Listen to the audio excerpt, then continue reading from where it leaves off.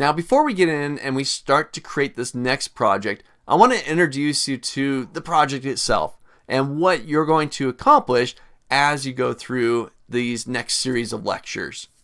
So open in front of you, I've got the example file called sortingrecords.xlsm. Now, this document, when you download it and open it up, you're not going to have all of it done. I've got it done in front of you just to show you and introduce you to what you're going to be doing.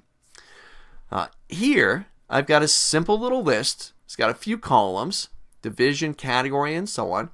Now imagine a user opens up this document, they look at this list and they decide, you know what, I want to sort this list by category, or I want to sort it by total.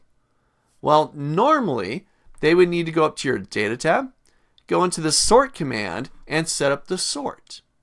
Well, here we are going to automate that experience. I've created a nice little button here. You can create this once you're all done with the project. When the user clicks the sort list button, it's going to prompt them for how they want to sort the list. So I hit the button. This opens up a nice little prompt asking them how they want to sort it. Enter a numeric value to sort. If I type in a 1, it'll sort it by division. A 2, it'll sort it by category. So I type in a 1. Watch my division column.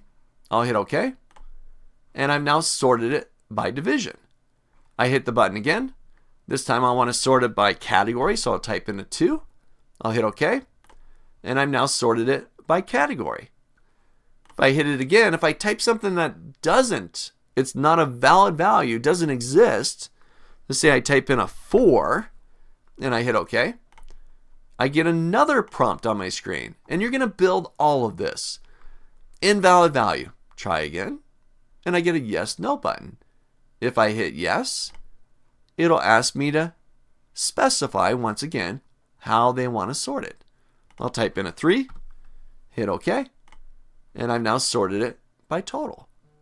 A nice interactive method automating the experience of sorting a list, making it intuitive, less steps for the user to go through, and more direct.